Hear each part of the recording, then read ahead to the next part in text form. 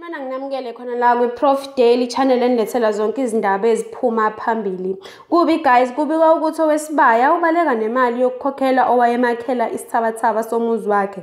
Lona wesilisa uposte ku-Facebook ukuthi uSiyabonga Thwala abaningi abamazi ngompi yakhe Zungu.